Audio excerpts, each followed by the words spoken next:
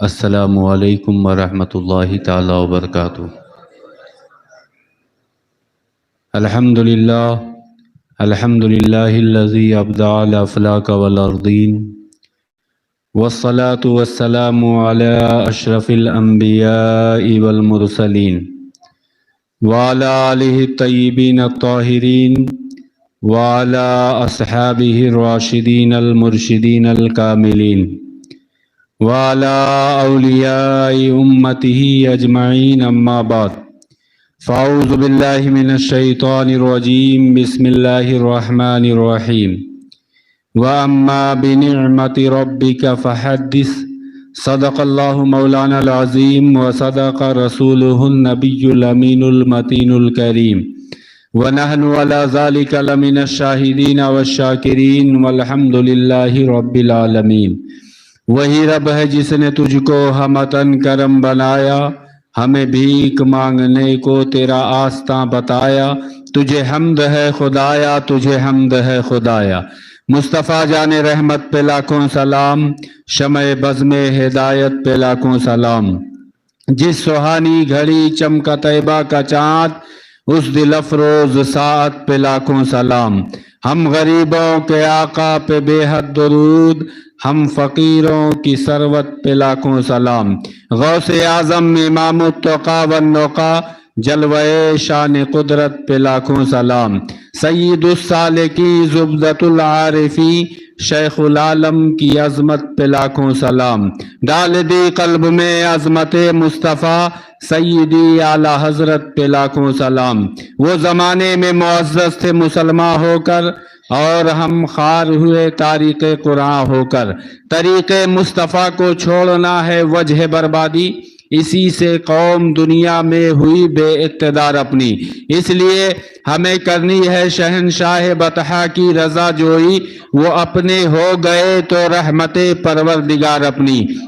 انہیں جانا انہیں مانا، نہ رکھا غیر سے کام، للہ الحمد میں دنیا سے مسلمان گیا۔ یہی ہے آرزو فیضان قرآن عام ہو جائے، یہی ہے آرزو فیضان قرآن عام ہو جائے، ہر ایک پرچم سے اونچا پرچم اسلام ہو جائے۔ شہریار ارم تاجدار حرم، نوبہار شفاعت شب اسرا کے دولہا، فرش کے شہنشاہ عرش کے تاجدار، جناب احمد مختار محمد مصطفیٰ صلی اللہ تعالیٰ علیہ وسلم کی بارگاہ بے کس پناہ میں جھوم جھوم کر ہدیہ درود و سلام بانداز غلامانہ اس یقین اور اتقان کے ساتھ پیش کریں کہ ہم یہاں سے پکارے وہاں وہ سنیں، مصطفیٰ کی سماعت پہ لاکھوں سلام۔ دور و نزدیک کے سننے والے وہ کان لالے کرامت پہ لاکھوں سلام۔ بلغ العلا بکمالہ، کشف الدجا بجمالہ، حسنت جمیع خصالہ، صلو علیہ وآلہ وسلموا تسلیما۔ اللہم صلی علی سیدنا و مولانا محمد معدن الجود والکرم وآلہ الکرام وابنہ الکریم، وبارک وسلم صلاۃ و سلاما دائما علیک یا رسول اللہ صلی اللہ تعالی علیہ وسلم۔ لائق مبارکباد ہیں کولوا کے جملہ سنی خوش عقیدہ مسلمان، اور جتنے بھی باہر سے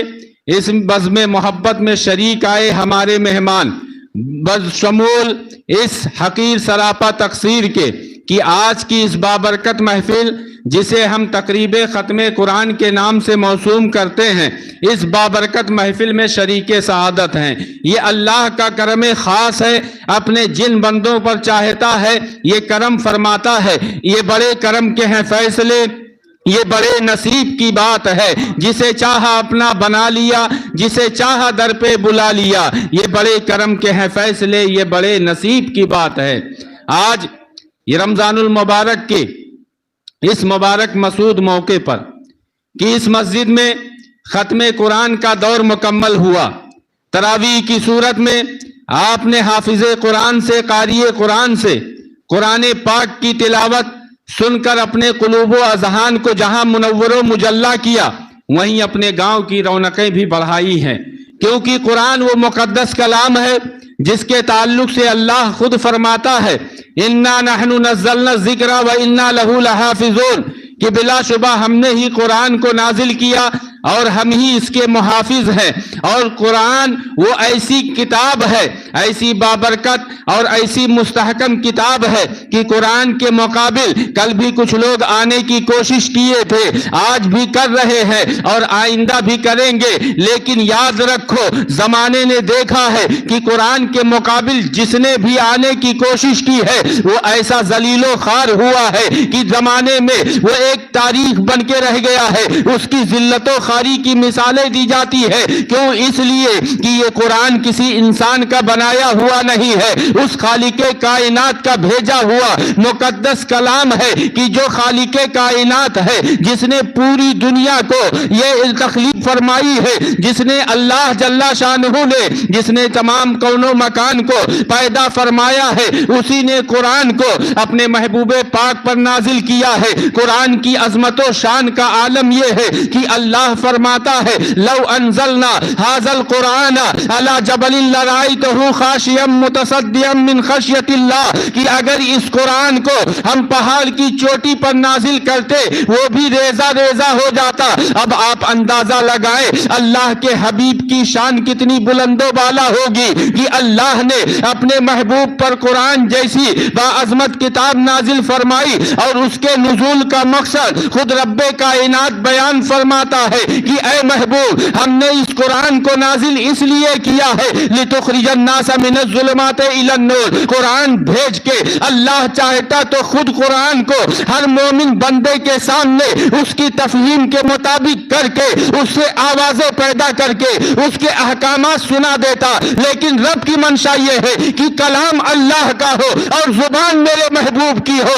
تبھی فرماتا ہے لتخرج الناس من الظلمات الى النور، تاکہ اے محبوب اس کلام خدا کے ذریعہ آپ اپنے غلاموں کو تاریکیوں سے نکال کر روشنی کی طرف لائیں۔ یہ قرآن اس کے نزول کا مقصد لتخرج الناس من الظلمات الى النور، تاکہ اے محبوب اس قرآن کے ذریعہ بھٹکے ہوئے لوگوں کو، تاریکیوں میں پھنسے ہوئے لوگوں کو روشنی کی طرف لائیں۔ وقت زیادہ تفصیلی گفتگو کا نہیں، لیکن مختصراً آپ کو بتا دوں کہ اس قرآن کے نزول سے پہلے زمانے جاہلیت کا دور تھا۔ اس دور جاہلیت میں حالت انسانوں کی کیا تھی؟ انسان ضرور موجود تھے لیکن انسانیت نہ تھی۔ اشرفیت و اکرمیت کا لبادہ حضور کے صدقے ہمیں ملا ہے۔ آپ سوچیں کہ اللہ فرماتا ہے قرآن میں وَقَضَى رَبُّكَ أَلَّا تَعْبُدُوا إِلَّا إِيَّاهُ وَبِالْوَالِدَيْنِ إِحْسَانًا، کہ اللہ نے فیصلہ فرما دیا کہ اللہ کے علاوہ کسی کی عبادت نہ کرنا، اپنے والدین کے ساتھ حسن سلوک کرو، ورنہ دیکھو انسان اس وقت بھی تھے اپنے کو بڑا ترم خان سمجھنے والے تھے، زمین و جائیداد والے تھے، برادری حسب و نسب پر فخر کرنے والے تھے، لیکن قرآن کا نزول ہوا، اللہ نے بتایا کہ اللہ کے نزدیک معزز و مکرم کون ہوگا۔ قرآن کہتا ہے ان اکرمکم عند اللہ اتقاکم، کہ تم میں اللہ کے نزدیک زیادہ معزز وہ ہوگا کہ جو تقوی پرہیزگاری کے اعتبار سے بلند ہوگا، جو اپنے ماں باپ کا خدمت گزار ہوگا، جو اللہ کی عبادت کرنے والا ہوگا، جو رسول محتشم کی عزت اور ان کی محبت اپنے سینے میں رکھنے والا ہوگا۔ ورنہ دیکھو زمانے جاہلیت کا دستور کیا تھا؟ یہی اولادیں ہیں اپنے سگے باپ کو ننگی پیٹ جو ہے پیٹا کرتے تھے، اور یہی اولادیں ہیں اپنی سگی ماں کو بڑے بازار میں لے جا کر ذلیل و رسوا کرتے تھے، اور چند دراہم و دنانیر کے عوض اسے بیچ کر آپس میں دراہم و دنانیر تقسیم کر لیا کرتے تھے۔ لیکن رسول محتشم کی جلوہ گری ہوتی ہے، قرآن کا نزول ہوتا ہے، آپ نے ہمیں یہ بتایا کہ یہ ماں باپ بیچنے کے لیے نہیں ہے، بلکہ ان کی خدمتیں کر کے، ان کی اطاعت کر کے، ان سے محبت کر کے اللہ و رسول کی رضا حاصل کرنے کے یہ بہترین ذرائع ہیں۔ اور یاد رکھو اللہ نے فرما دیا ہے اطیعوا اللہ و اطیعوا الرسول، اللہ کی اطاعت کرو اور رسول معظم کی اطاعت کرو، اور تم دنیا کی دولت کو، تم دنیا کی جو ہے بادشاہت کو، جاہ و حشم کو، تاجوری کو اگر کامیابی سمجھتے ہو یہ تمہاری بھول ہے۔ اللہ فرماتا ہے وَمَن يُطِعِ اللَّهَ وَرَسُولَهُ فَقَدْ فَازَ فَوْزًا عَظِيمًا، کہ جس نے اللہ اور اس کے رسول کی اطاعت کی وہی کامیاب و کامران ہوا۔ آپ دیکھیں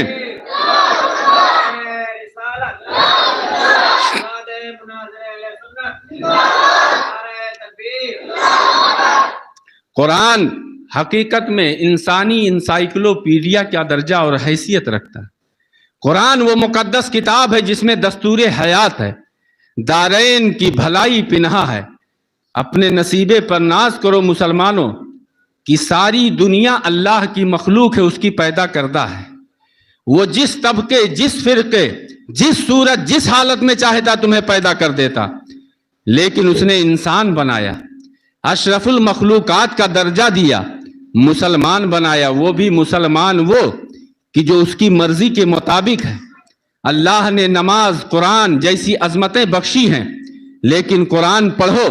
آپ کے درمیان، آپ کے گاؤں کے، آپ کے بیٹے، آپ کے بھائی ہیں، لیکن ہمیں فخر ہے ان کی ذات پر کہ یہ تنے تنہا صرف قرآن پڑھنے والے نہیں ہیں۔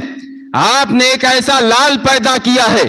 آج جس کے قدموں سے لگ کر ہندوستان ہی نہیں دنیا بھر میں ان کے شاگرد قرآن مجید کی تلاوت کر کے اللہ رسول کی رضا حاصل کرتے ہیں۔ قسم خدا کی، جہاں اس کا ثواب انہیں ملتا ہے، ان سے محبت کرنے والے، ان کے والدین کو بھی اس کا ثواب ملتا ہے، ان کے بھائی بہنوں کو، ان کے اہل خانہ کو، بلکہ حقیقت یہ ہے کہ ان کے پورے گاؤں، بلکہ دنیا میں جہاں کہیں سے بھی ان حفاظ کی محبت اپنے سینوں میں رکھنے والے لوگ ہوں گے، اللہ تعالیٰ ان سب کو ثواب اور اجر عطا فرمائے گا، کیونکہ رب کی شان رحیمی تو یہ ہے کہ وہ بندوں کے بخشش کے بہانے تلاشتی ہے، اور رسول محترم کی شان یہ ہے کہ وہ تحفے پر تحفے اپنے غلاموں کو عطا کرتے ہیں۔ وہ تو نہایت سستا سودا بیچ رہے ہیں جنت کا، ہم مفلس کا مول چکائے ہاتھ ہی اپنا خالی ہے۔ اس زمانے میں بھی انسان تھے لیکن انسانیت نہ تھی۔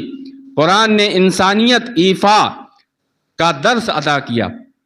قرآن نے ہمیں طریق زندگی بتائی ہے۔ قرآن وہ باعظمت کتاب ہے کہ جس میں ہر شے کا بیان ہے۔ میں بارہا اس واقعے کو بیان کرتا ہوں۔ قرآن کہتا ہے کہ اس میں ہر چیز کا بیان ہے۔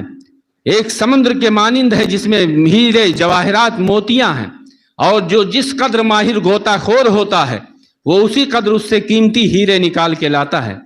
یاد کرو مولائے کائنات، شیر خدا، فاتح خیبر، حضرت علی کرم اللہ تعالی وجہ الکریم، کہہ دیجئے سبحان اللہ۔ حسنین کے بابا ہیں، داماد رسول ہیں، فاتح خیبر ہیں، جن کی شان یہ ہے کہ جو قرآن کو اس طریقے سے پڑھتے تھے کہ سواری پر سوار ہوتے ہوتے پورا قرآن ختم کر لیا کرتے تھے، جن کی علمی شان کو اللہ کے رسول نے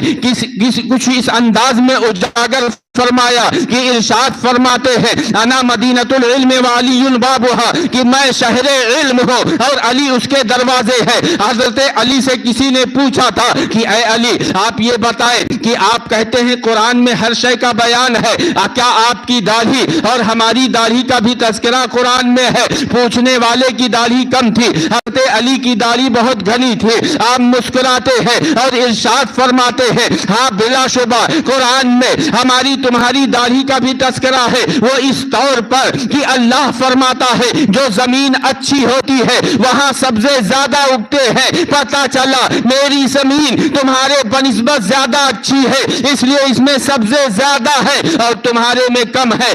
یہ ایک تمثیل ہے، یہ ایک مثال ہے کہ قرآن ایسی کتاب ہے کہ ہر لائحہ عمل اس میں موجود ہے، ہر دستور موجود ہے۔ ضرورت ہے اس بات کی کہ ہم اس کو پڑھیں اور اس کو سمجھیں، اور قرآن نے یہاں تک بتا دیا فَاسْأَلُوا أَهْلَ الذِّكْرِ إِن كُنتُمْ لَا تَعْلَمُونَ، کہ اگر تم خود سے نہیں پڑھ سکتے ہو ان علماء کے پاس جاؤ، ان حفاظ کے پاس جاؤ، ان قاریان قرآن کے پاس جاؤ اور قرآن کو سنو اور سمجھو اور اس سے اپنے مطالب اور مقاصد کو حاصل کرو، دارین میں تمہارے لیے کامیابی ہی کامیابی ہوگی۔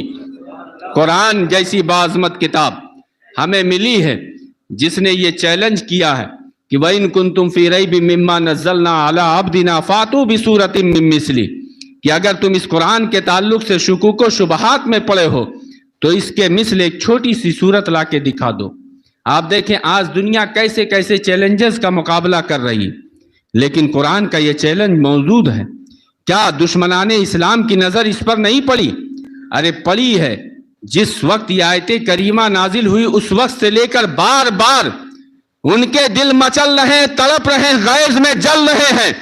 لیکن انسان کا بنایا ہوا یہ کلام نہیں ہے، رب کائنات کا بھیجا ہوا ہے، اس کا مقابلہ نہ کل کر پائے تھے، نہ آج کر پا رہے ہیں، نہ صبح قیامت تک کر پائیں گے۔ ہم اور آپ اپنے نصیبے پر ناز کریں کہ اللہ نے ہمیں ایسا مسلمان بنایا ہے کہ نبی کی محبت اپنے سینے میں رکھتے ہیں، قرآن کو سننا بھی عبادت سمجھتے ہیں، قرآن پڑھنا عبادت ہے، سننا بھی عبادت ہے۔ کمال محبت دیکھیں، اللہ نے اپنے بندوں پر اس درجہ کرم فرمایا ہے کہ قرآن کو سینے سے لگاؤ تب بھی ثواب ملے، قرآن کو آنکھوں سے لگاؤ تب بھی ثواب ملے، قرآن کو تاکوں میں رکھو تب بھی ثواب ملے۔ لیکن یاد رکھیں، قرآن کے نزول کا مقصد یہ نہیں ہے کہ فقط ہم آنکھوں سے لگا کے رکھ دیں، فقط دیکھ کے رکھ دیں، فقط چوم کے رکھ دیں، بلکہ قرآن کا مقصد یہ ہے کہ قرآن کو پڑھیں اور سمجھیں، اس مطابق اپنی زندگیاں گزاریں۔ اللہ جل شانہ کا کرم دیکھیں کہ جو قرآن اگر پہاڑ پر نازل ہوتا ریزہ ریزہ ہو جاتا، اللہ نے اپنے محبوب کی شان کتنی بڑھائی کہ ان پر قرآن نازل ہوا، اور ان کی غلامی میں جب کوئی غلام آتا ہے اور اس کی قسمت کا ستارہ بلند ہوتا ہے تو اللہ تعالیٰ اسے حافظ قرآن بنا دے جا رہا، سبحان اللہ، قاری قرآن بنا دیتا ہے، قرآن کا سامع بنا دیتا ہے، قرآن سننے والا بنا دیتا ہے۔ آج آپ کے گاؤں میں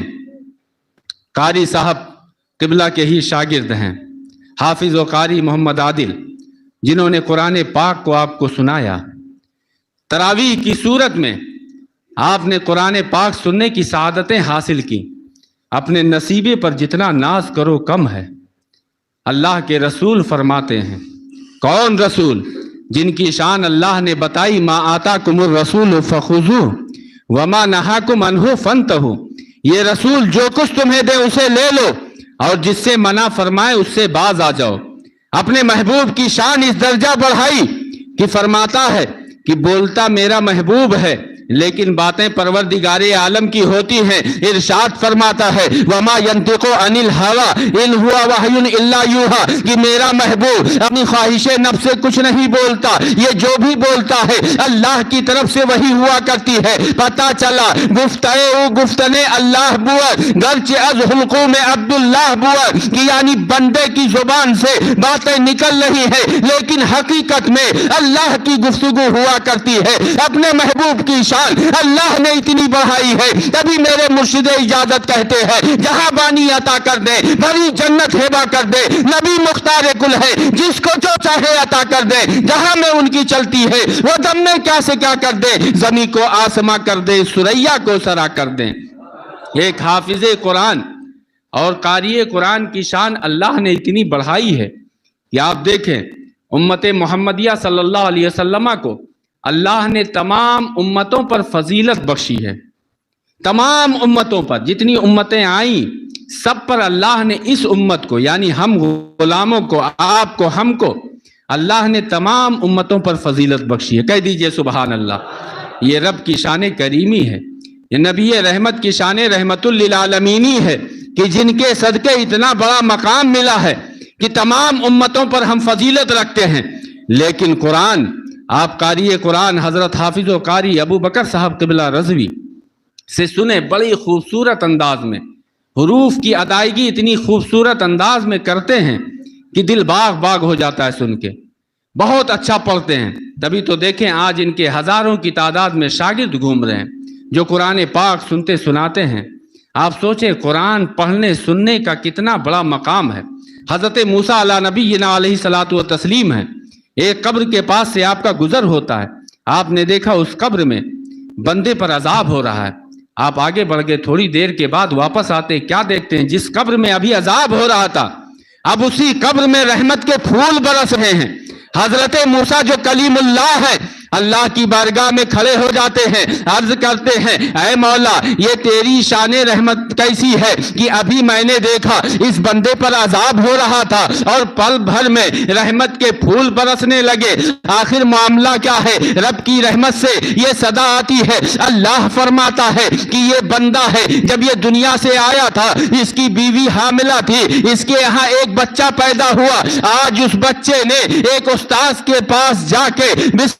بسم اللہ الرحمن الرحیم کا سبق پڑھا ہے اپنی توتلی زبان میں، اس نے مجھے رحمان و رحیم کہا۔ جس کا بچہ مجھے رحمان و رحیم کہے، میری غیرت کو یہ گوارا نہیں کہ اس کے باپ کو قبر میں عذاب دوں، اس لیے میں نے اس کی بخشش فرما دی ہے۔ اب آپ ان حفاظ، ان قاریان قرآن، ان استاذ القرآ کی عظمت و شان کا اندازہ لگاؤ کہ کتنی بلند ہوگی کہ جب ایک بچہ توتلی زبان میں رحمان و رحیم کہے، اور جو انسان دن بھر صبح مساء نہ صرف یہ کہ خود قرآن پڑھے بلکہ اس کے دم سے نہ جانے کتنے پڑھے، تو ان کی شان کتنی بلند ہوگی، ان کے ماں باپ کی شانیں کتنی بڑھیں گی، ان کے اہل محلہ، ان کے اہل خاندان کی شانیں کتنی بلند ہوں گی، اس کا اندازہ ہم اور آپ نہیں لگا سکتے ہیں۔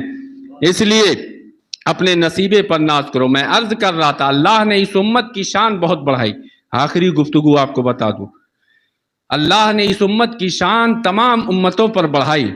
لیکن قرآن سے پوچھو کہ آخر اتنی شان بڑھی کیوں؟ اللہ فرماتا ہے کنتم خیر امت اخرجت للناس تأمرون بالمعروف وتنہون عن المنکر، کہ اے امت محمدیہ تم تمام امتوں پر سب سے زیادہ شرف رکھتے ہو۔ اس کی وجہ یہ ہے کہ اخرجت للناس، تم لوگوں کی بھلائی کے لیے نکلے، تامرون بالمعروف وتنہون عن المنکر، کہ تم لوگوں کو اچھائیوں کا حکم کرتے ہو، برائیوں سے روکتے ہو۔ یہ قراء ہیں، یہ حفاظ ہیں، یہ علماء ہیں، دنیا میں اپنی زندگیاں گزارنے کے لیے دوسرے مساری بھی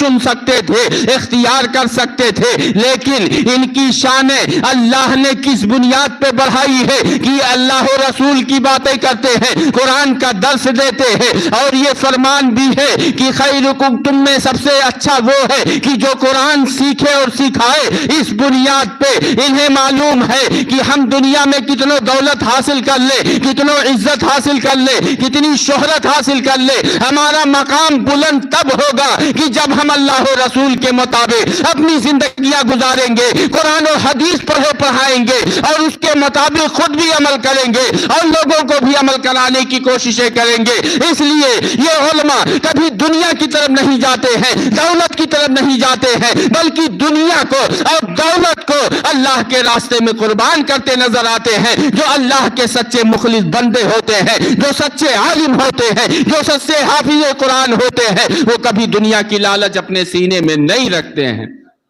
اللہ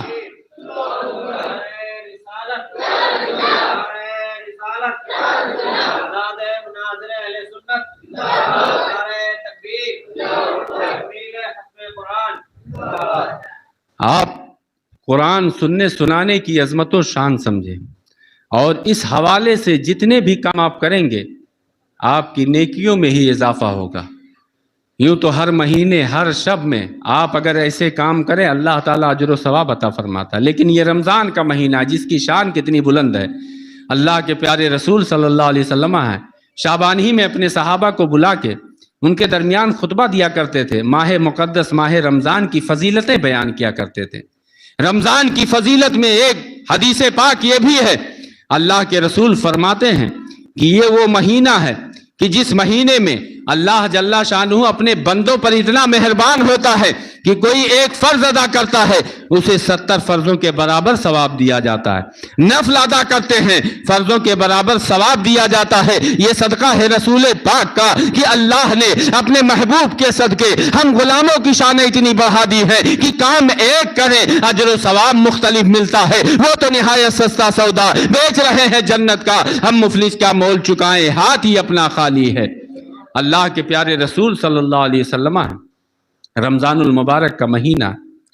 ممبر شریف کے قریب اپنے صحابہ کو بلاتے ہیں کہ قریب آ جاؤ۔ صحابہ قریب ہوتے ہیں، پہلے ممبر پر قدم رکھتے ہیں، فرماتے ہیں آمین، دوسرے پر رکھتے ہیں فرماتے ہیں آمین، تیسرے پر رکھتے ہیں فرماتے ہیں آمین۔ جب خطبہ دے کے فارغ ہوئے صحابہ کرام نے عرض کیا یا رسول اللہ فدا کا ابی و امی، آپ پر میرے ماں باپ قربان، اس سے پہلے آپ کا یہ معمول ہم نے نہ دیکھا کہ ممبر پر چڑھتے ہوئے آپ نے آمین کہا ہو۔ اللہ کے رسول فرماتے ہیں اپنے لبہائے مبارک کو جنبش دیتے ہیں. کون لب؟ اعلیٰ حضرت کہتے ہیں پتلی پتلی گلیں قدس کی پتیاں. ان لبوں کی نزاکت پہ لاکھوں سلام. ان لبہائے مبارک سے فرماتے ہیں کہ جب منبر شریف پر چڑھنے لگا حضرت جبریل امین جو سید الملائکہ ہیں بارگاہ میں حاضر ہوتے ہیں اور دعا کرتے ہیں کہ اے حبیب کائنات کہ جس نے رمضان کا مقدس مہینہ پایا اور اپنی اطاعت اپنے زہد و تقوی کے ذریعہ اپنے روزوں کے ذریعہ تلاوت قرآن کے ذریعہ اللہ کو راضی نہ کیا وہ ہلاک ہو جائے. اور میں نے آمین اس پر کہا. دوسرے منبر پر چڑھا تو انہوں نے دعا کی کہ جس نے آپ کا نام پاک سنا اور مجھ پر درود نہ بھیجا وہ ہلاک ہو جائے. میں نے کہا آمین. تبھی تو آپ دیکھیں مجاہد آزادی علامہ کفایت علی کافی ہے کہ جنہوں نے اپنے خون کا اپنے جسم کا ایک ایک قطرہ ہندوستان کی آزادی کے لیے بہا دیا. لیکن وہ سچے مومن تھے, شاندار عالم دین تھے, نبی کے سچے عاشق تھے. اس لیے وہ کہتے ہیں جو پڑھے گا صاحب لولاک کے اوپر درود آنکھ سے محفوظ اس کا تن بدن رہ جائے گا, کوئی گل باقی رہے گا نہ چمن رہ جائے گا, پر رسول اللہ کا دین حسن رہ جائے گا. اطلس و کم خواب کی پوشاک پر نازا نہ ہو, اس تنے بے جان پر خاکی کفن رہ جائے گا اور سب فنا ہو جائیں گے کافی ولیکن حشر تک نعت احمد کا زبانوں پر سخن رہ جائے گا. یہ درود و سلام کی فضیلت ہے, نہ تو منقبت سننے سنانی کی فضیلت ہے. حضور فرماتے ہیں کہ جب میں تیسرے منبر پر چڑھا تو حضرت جبریل امین نے دعا کی کہ اے رسول خدا میں آپ کی بارگاہ میں حاضر ہو کے یہ دعا کر رہا ہوں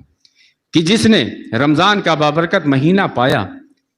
اور اپنے والدین کی خدمت کر کے رب کو راضی نہ کر لیا وہ ہلاک ہو جائے. آپ سوچیں یہ رمضان کا مہینہ ہے. حضور نبی رحمت صلی اللہ علیہ وسلم صلہ رحمی, حسن اخلاق,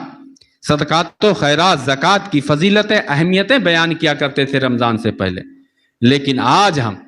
جب علماء حفاظ یہی باتیں کرتے ہیں تو ہم یہ سمجھتے ہیں کہ یہ مولویوں کا کام ہے. نہیں, یہ تو کرم ہے اللہ و رسول کا کہ اس کام میں ہمیں رکھا ہے. حضرت علی فرماتے ہیں رضینا قسمت الجبار فینا لنا علم وللجہال مال, کہ اللہ کی اس تقسیم پر ہم راضی ہے کہ ہمیں علم دین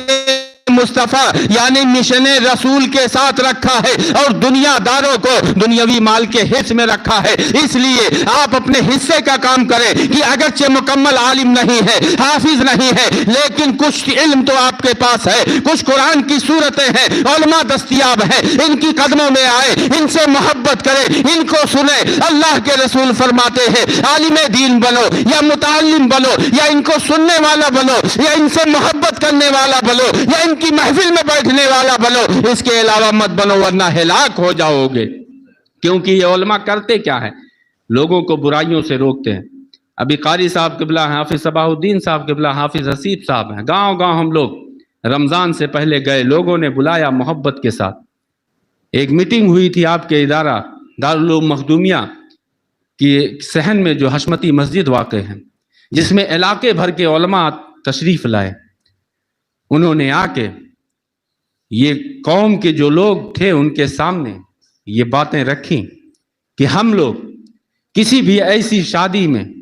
کسی بھی ایسی تقریب میں شرکت نہیں کریں گے جہاں اللہ اور اس کے رسول کی خلاف ورزی ہو رہی ہے, جہاں قرآن و حدیث کی مخالفت ہو رہی ہے. اور یاد رکھیں یہ صرف مولوی حضرات کا, علماء کا کام نہیں ہے. اللہ کے رسول فرماتے ہیں کلکم رائن و کلکم مسئول عن رعیتہ. یاد رکھو تم میں سے ہر ایک شخص نگہبان ہے اور ہر شخص سے اس کی نگہبانی کے بارے میں کل پوچھا جائے گا. آپ کے گھر میں برائی ہوتی ہے, فحش کام ہوتے ہیں, بے حیائیاں ہوتی ہیں, اللہ کے رسول فرماتے ہیں اگر تم روکنے کی طاقت رکھتے ہو اس کے باوجود نہیں روکتے ہو اور تم اس پر راضی ہو تو تم ان کی اللہ و رسول کی نظر میں تمہاری حیثیت کیا ہے. رسول پاک فرماتے ہیں وہ دیوس ہے, اور دیوس کے معنی بھڑوے کے ہوتے ہیں. اب آپ اندازہ لگائیں کہ جو شخص برائیاں کرے یا برائیوں پر راضی ہو, اللہ و رسول کے ہاں اس کی حیثیت کیا ہے. اس لیے مسلمانوں ہر شخص کی یہ ذمہ داری ہے کہ جہاں کہیں برائی دیکھ دیکھے. اگر طاقت ہے اپنے زور بازو سے اس برائی کو ختم کرو. زور بازو کا استعمال نہیں کر سکتے ہو, بولنے کی طاقت دی ہے, اپنی زبان کا استعمال کرو. اگر یہ بھی نہیں کر سکتے ہو, اللہ کے رسول فرماتے ہیں کہ اس کو برائی جان کے وہاں سے الگ ہو جانا, ان سے راضی نہ ہونا, یہ ایمان کے لیے ضروری ہے, اور یہ سب سے ادنا درجے کا ایمان ہے. پتہ چلا اگر کہیں شادی بیاہ میں خرافاتیں ہوں, کیونکہ اللہ کے رسول نے فرمایا سب سے اچھی شادی وہ ہے, سب سے اچھی تقریب وہ ہے کہ جس میں طرفین کی طرف سے بوجھ کم ہو. آج ہم نے یہ ماحول بنا لیا کہ جہاں زیادہ سے زیادہ اللہ کی دی ہوئی رزق کی پامالی کی جائے, جہاں زیادہ سے زیادہ خرافاتیں کی جائیں, شور شرابے کیے جائیں, بےہودگیاں کی جائیں, ان کو ہم نے بہتر شادی سمجھ لیا. جبکہ رسول پاک فرماتے ہیں جس شادی میں سب سے زیادہ کم خرچ ہو وہی شادی سب سے بہتر ہے. تو آپ عہد کریں, آج اس رمضان کے مہینے میں اگر عہد کرتے ہیں, اللہ تعالیٰ اس ایک نیک کام کے عہد پر آپ کو کئی گنا اجر و ثواب عطا فرمائے گا. کہہ دیجئے سبحان اللہ. تو عہد کریں تاکہ ہمیں کل کو ایک میٹنگ یہاں کرنے کی ضرورت نہ پیش آئے. آپ آج ہی سے عہد کر لیں کہ جس کے یہاں بھی, چاہے وہ آپ کا بھائی ہو, آپ کا بیٹا ہو, آپ کے گھر والے ہو یا دیگر ہو, اگر برائی ہے تو آپ کا ایمانی تقاضا ہے اللہ و رسول کی رضا کے لیے آپ ایسی بیہودہ تقریبوں میں شرکت نہ کریں. ڈی جے باجے اور ناچ گانے یا وہابیہ دیابنا کی شرکت ہو جو اللہ و رسول کے گستاخ ہیں, ان کے ساتھ آپ قطعاً شریک نہ ہو. کیونکہ یاد رکھیں کہ جب قبر میں ہم ہوں گے, کوئی ہماری پرسانی کے لیے آئے یا نہ آئے, لیکن رسول پاک کا پیارا چہرہ دکھایا جائے گا اور پوچھا جائے گا ما کنت تقول فی حق ھذا الرجل, کہ اس مرد کے بارے میں جب تمہیں دنیا میں زندگی ملی تھی تو تم نے کیسا عقیدہ بنایا تھا. اگر اعلیٰ حضرت عظیم البرکت کے ماننے والے ہو تو کہہ دو گے اللہ کی سرتابہ قدم شان ہے, یہ انسان نہیں انسان, وہ انسان ہے یہ. قرآن تو ایمان بتاتا ہے انہیں, ایمان یہ کہتا ہے میری جان ہے یہ. اور جب یہ جواب ہوگا تو قبر میں لہرائیں گے تاحش چشم نور کے, جلوہ فرما ہوگی جب تلاش رسول اللہ کی. کیونکہ ایک مسلمان کے لیے دو چیزیں ضروری ہیں, ایک اللہ کی ذات پر ایمان کامل اور رسول پاک کی سچی محبت. اس کی ایک خوبصورت مثال, جہاں حافظ صاحب کو دیکھتا ہوں وہ بات مجھے یاد آ جاتی ہے. انہی کے گھر میں مغلیہ سلطنت کے آخری چشم و چراغ حضرت بہادر شاہ ظفر کے بیٹے, جنہیں دنیا شاہ عبد اللطیف ستھنوی علیہ الرحمہ کے نام سے جانتی پہچانتی ہے,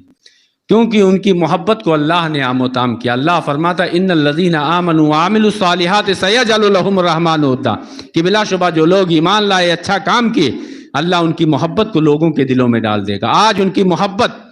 اللہ کے بندوں کے دلوں میں ہے تو کیوں؟ اس کی وجہ یہ ہے کہ وہ جہاں بھی تشریف لے جاتے تھے ان کی ایک ہی خواہش ہوتی تھی کہ تم ہمارا بہترین استقبال کرو یا نہ کرو, ہماری رہائش کے لیے اعلیٰ انتظام ہو یا نہ ہو, ہمارے کھانے کا انتظام ہو یا نہ ہو, ہمارے آنے کے لیے سواری کا انتظام کرو نہ کرو, لیکن اتنا ضرور کرنا کہ اگرچہ شیرینی کے طور پر تھوڑا سا گڑ ہی ہو تم انتظام کرنا, اور دل کھول کے مسکرا کے محفل میلاد مصطفیٰ کا قیام کرنا. یہ عبد اللطیف کھینچا چلائے گا, اور تاریخ شاہد ہے کہ ایسے نبی کے ہر عاشق کے گھر آپ تشریف لے گئے کہ جنہوں نے میلاد مصطفیٰ کے نام پہ بلایا, اور آپ نے جا کر وہاں میلاد مصطفیٰ کیا ہے اور مسجد بنائی ہے. گویا کی بتا دیا کہ اللہ کی عبادت تبھی قبول ہوگی جب نبی کی سچی محبت سینے میں ہوگی, کیونکہ اللہ خود فرماتا ہے قُلْ إِن كُنتُمْ تُحِبُّونَ اللَّهَ فَاتَّبِعُونِي يُحْبِبْكُمُ اللَّهُ, کہ اگر تم اللہ کو راضی کرنا چاہتے ہو اپنی نمازوں کے ذریعہ, اپنے روزوں کے ذریعہ, تلاوت قرآن کے ذریعہ, تراویح کے ذریعہ, اپنی زہد و تقوی کے ذریعہ میرے محبوب کی اتباع کر لو, اللہ تم سے راضی ہو جائے گا. کبھی بریلی کے امام کہتے ہیں خدا کی رضا چاہتے ہیں دو عالم, خدا چاہتا ہے رضائے محمد. اس لیے عہد کریں کہ جو میٹنگ ہوئی جس میں یہ تھا کہ جس تقریب میں شادی بیاہ میں خرافاتیں ہوں, غیر شرعی کام ہو, اس میں شریک نہیں ہوں گے. اپنے ائمہ کی, اپنے علماء کی قدر کریں گے, اپنے ائمہ مساجد کی بھرپور خدمت کریں گے, کہ اپنے گھر کے لیے سوچیں, اپنے بچوں کے لیے سوچیں. اس سے پہلے ضروری ہے کہ آپ اپنے علماء, اپنے مسجد کے امام کے لیے سوچیں, کیونکہ یہ وہ کام کر رہے ہیں جو یہاں بھی کام آئے گا, وہاں بھی کام آئے گا. اس لیے جہاں اپنے بچوں کے لیے سوچیں وہیں اپنے اماموں کے لیے سوچیں۔ دوسری چیز یہ کہ آپ کسی بھی طرح کے خرافات والے کام میں شریک نہ ہوں۔ وہابیہ دیابنا جو گستاخ رسول ہیں، ہر باطل فرقے والے سے جدا گانا رہیں۔ اس میں بہت ساری باتیں تھیں جو قاری صاحب قبلہ کے ذریعہ آپ سن سکتے ہیں۔ بس یہ عہد کریں کہ وہ جو بھی میٹنگ ہوئی تھی اس میں ساری باتیں ایسی تھی جو اللہ و رسول کی رضا کی باتیں تھیں۔ ہم اس رمضان کے مبارک مہینے میں عہد کرتے ہیں کہ اس پر ہم مکمل طریقے سے عمل کریں گے، اپنے علماء کا ساتھ دیں گے، ان تمام لوگوں کا ساتھ دیں گے جو اچھائی کی طرف جائیں گے، کیونکہ رب فرماتا ہے تعاونوا علی البر والتقوی ولا تعاونوا علی الاسم والعدوان، کہ اچھائی کے کام پر ایک دوسرے کی مدد کرو، برائی کے کام پر کسی کی مدد نہ کرو۔ میں نے خطبے کے اندر جس آیت کریمہ کی تلاوت کی تھی، ذہن میں پہلے سے یہ عظمت و نعمت ہمارے دل میں تھی کہ آج جو ہے کولوا کے اس گاؤں میں، اس مسجد میں، اس سنی خوش عقیدہ مسلمانوں کی جماعت نے اتنی بڑی نعمت و سعادت پائی ہے کہ اللہ کے رسول کی زبانی سنو کہ کل میدان محشر کا قیام ہوگا، ہمارے تمہارے نامہ اعمال اس قابل ہو کہ جہنم میں جائے، کیونکہ جب اعلیٰ حضرت کے شہزادے جن کو دنیا مفتی اعظم ہند کہتی ہے کہ جن کے تقوی کی صورت یہ ہے کہ متقی بن کے دکھائے اس زمانے میں کوئی، میرے مفتی اعظم کا تقوی چھوڑ کر ان کے تقوی کی یہ شان ہے کہ ان کے گردے پا سے لگنے والے وقت کے امام بن کے چمکے ہیں، لیکن وہ کیا کہتے ہیں کہ میرے اعمال کا بدلہ تو جہنم ہی تھا، میں تو جاتا میرے سرکار نے جانے نہ دیا۔ ہم قریب ہوں گے کہ جہنم میں ڈالے جائیں، تبھی اللہ جل شانہ اس تلاوت قرآن کو، اس قرآن کو کہ جس کو آپ نے رمضان میں تراویح کی صورت میں 5 وقتہ نمازوں میں اپنے ائمہ سے سنی ہے، یہ قرآن کھڑا ہو جائے گا، اللہ اس کو جسم دے گا، اس کو بولنے کی طاقت دے گا، رب کی بارگاہ میں عرض کرے گا کہ اے مولا یہ وہی بندہ ہے کہ دن بھر روزہ رکھا، شام کو تھکان کے عالم میں یہ معاملہ تھا کہ طبیعت اس کی کہہ رہی تھی آرام کرے، لیکن تیری رضا کے لیے، تیرے محبوب کی خوشنودی کے لیے یہ خانے خدا میں آیا اور محبت کے ساتھ ایک امام کے پیچھے کھڑے ہو کر اس نے قرآن کی تلاوت سنی۔ اے رب تیری بارگاہ میں سفارش کرتا ہوں کہ اس بندے کے حق میں میری سفارش قبول فرما لے اور اس بندے کی بخشش فرما دے۔ اللہ تعالیٰ کی شان رحیمی دیکھیں، وہ اس بندے کو بخش دے گا۔ یہی روزہ، کیسے کیسے لوگ ہیں، اللہ نے آپ کو بڑی نعمتیں دی ہیں۔ علماء فرماتے ہیں دنیاوی معاملات میں اپنے سے نیچے کو دیکھو، اللہ کا شکر ادا کرو گے، اور اخروی معاملے میں اپنے سے اوپر کو دیکھو، آپ دین کا جذبہ آپ کے اندر پیدا ہوگا، اچھے کاموں کا ایک جذبہ آپ کے اندر پیدا ہوگا۔ یہی روزہ ہے۔ اللہ کے رسول فرماتے ہیں بندہ قریب ہوگا کہ جہنم میں جائے، روزہ اللہ اس کو طاقت بخشے گا، اس کو جسم دے گا، یہ رب کی بارگاہ میں کھڑا ہو جائے گا، عرض کرے گا اے مولا میں اس بندے کو اچھی طرح پہچانتا ہوں، تیری اور تیرے محبوب کی رضا کے لیے، باوجود اس کے کہ تو نے دنیا بھر کی نعمتیں دی تھیں، عالی شان گھر تھا، قسم قسم کی دولتیں تھیں، طرح طرح کی نعمتیں تھیں، لیکن عالم یہ ہے کہ جب سے اذان ہوئی مغرب کی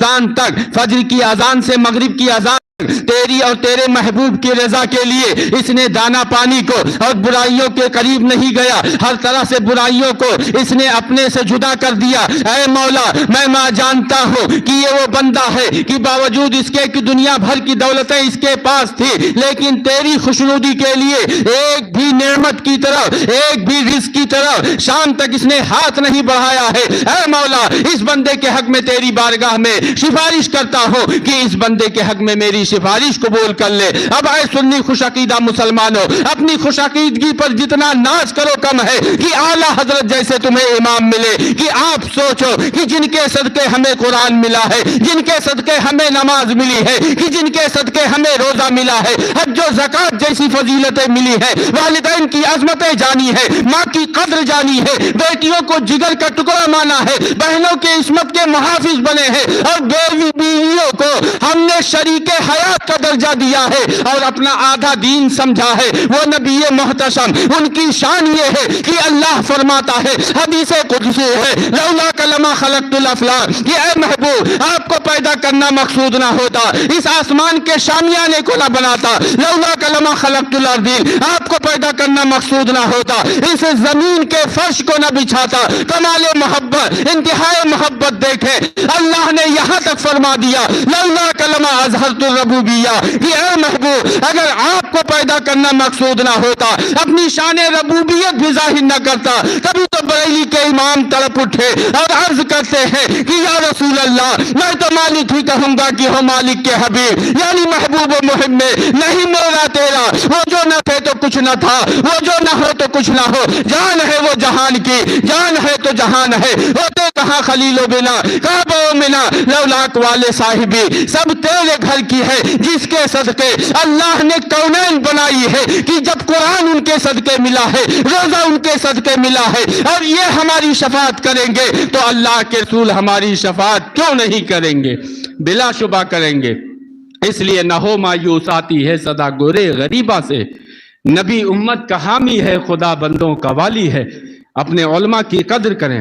اپنے حفاظ کی قدر کریں، اور اچھائی کے کاموں میں جتنا ہو سکے آپ بڑھ چڑھ کے حصہ لیا کریں، کیونکہ اللہ فرماتا لن تنالوا البر حتی تنفقوا مما تحبون، تم ہرگز کامیابی کو نہیں پہنچ سکتے جب تک کہ اپنی پسندیدہ چیزیں اللہ کے راستے میں خرچ نہ کرو۔ ایک امام کی قدر و منزلت کا عالم یہ ہوتا ہے، مصلی امامت پر کھڑا ہو جائے، آپ کے گاؤں کا بیٹا ہے، آپ کا چچا ہے، آپ کا بیٹا ہے، آپ کا بھائی ہے، آپ کا دوست ہے، جو بھی ہے،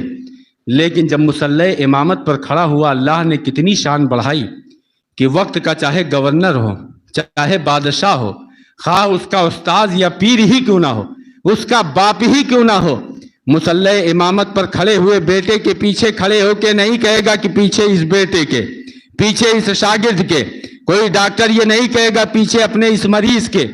کوئی گورنر یہ نہیں کہے گا کہ پیچھے اپنے اس ملک کے ایک باشندے کے، بلکہ جب پیچھے کھڑا ہوگا تو کہے گا پیچھے اس امام کے۔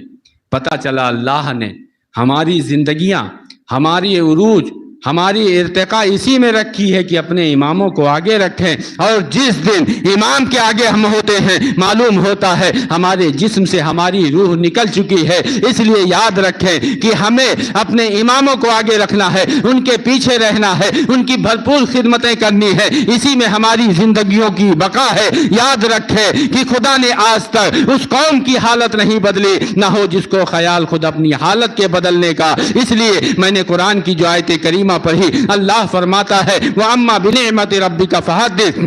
اپنے رب کی نعمتوں کا خوب چرچا کرو۔ اور یہ تقریب ختم قرآن کی محفل، یہ تقریب ختم قرآن، یہ ہمارے لیے بڑی سعادت کی بات ہے۔ اللہ تعالیٰ کی بارگاہ میں دعا ہے کہ مولا تعالیٰ اس بابرکت کام کو ہمارے لیے، اس گاؤں کے جملہ باشندگان کے لیے باعث خیر و برکت بنائے، اور ہمیں بہتر سے بہتر طریقے سے اپنے علماء کی میزبانی اور ان کی خدمتیں